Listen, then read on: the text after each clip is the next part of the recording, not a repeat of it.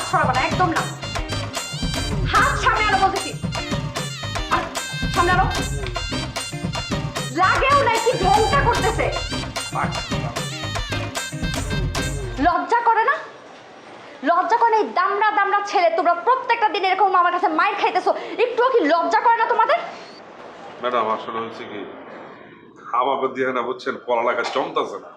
যখনই আমরা পড়তে বই না, ওই অক্ষরগুলো আসলে চোখের সামনে যেন এরকম করে লাপায়। অক্ষর লাপায় মানেটা কি? ম্যাডাম বড় বড় একটা শব্দ, ঝুমকা।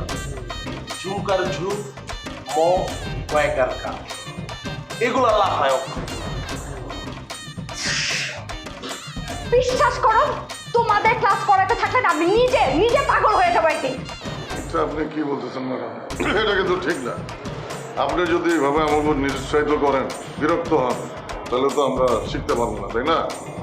শিক্ষার কোনো শেষ নাই, শেখার কোনো বয়স নাই, এগুলো তো আপনারাই বলেন। আমি না জীবনে কোনোদিন তোমাদের মতো নির্লজ্জ মানুষ আমার জীবনে কোনোদিন দেখি নাই।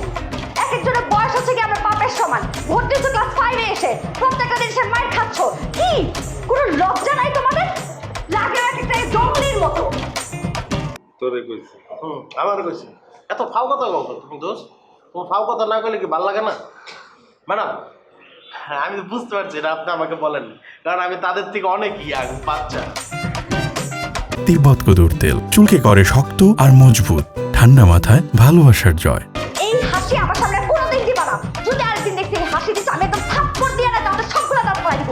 কেন তিনজনে ক্লাসে পারে যাও যাও। আচ্ছা ম্যাডাম, এটা কিন্তু ঠিক না।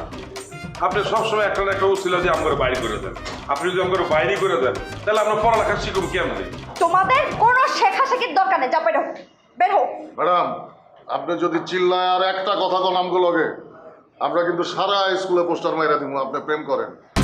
আর আপনার বয়ফ্রেন্ড সাগলামের যদি কোনো কম্পিটিশন হইতো, শিওর গোল্ড মেডেল পাইতো। এখন যদি তোমরা বের না হো তাহলে কিন্তু নিজেই বের হবো বলে দিচ্ছি। থাক লাগবো না, আপনি পোলা পানগো পড়া। আমরা অগ হক নষ্ট করতে চাই না, অগ হক নষ্ট করে আমাকে কোনো লাভ নাই। তাই চল ম্যাডাম, আর একটা কথা বলি, এত উত্তেজিত হবেন না।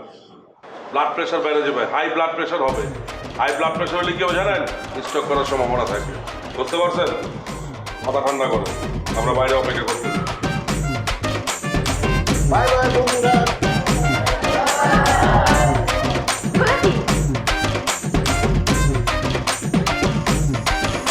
তোরা কি আমার টিফিন খাইছি? না, ক্লাসে গিয়ে দেখ, মনে বড়রা করছে।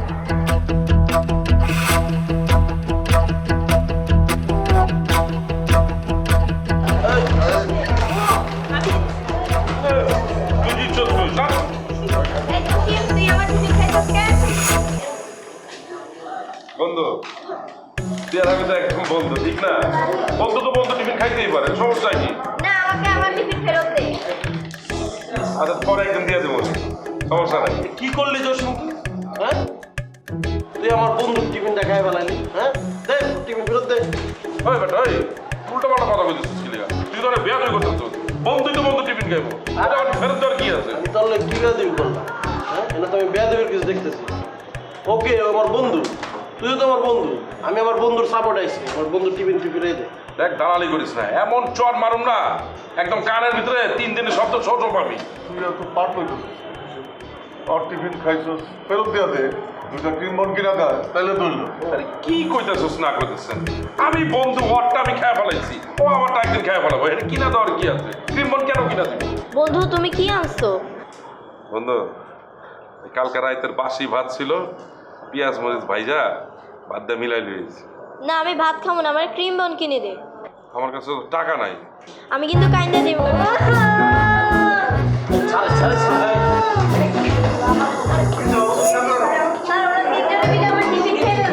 তোর সেটা তুই কি করলি? হ্যাঁ, তোর সাপোর্টে গেলাম আর তুই আমার আসামি বানাই দিতেছস। স্যার, আমি আর আলমগীর খাই নাই, খালি জসিমের খাইছি। আর আমি তো সেগুলো না করছিলাম, টিফিন খাইছি না, ওর টিফিনে লবণ হয় না, এর বড় খাইছি। তবু তিনজনরে না সহ্য করা যেতেছে না। তোরা বাইরা, আমার কাছ থেকে বাইরা। আর বুঝলাম না স্যার, আপনারা কি খালি বেতন না নাম করে ক্লাস থেকে বাইর করে দেওয়ার লেগে? আর একটা কথা কইলে ব্যাট দিয়ে পিটাতে পিটাতে পাশার চামড়া তুলে ফেলাম। তোরা এখন পুরো ক্লাস আছে বাইরে কান ধরে দাঁড়ায় থাকি যা বাইরা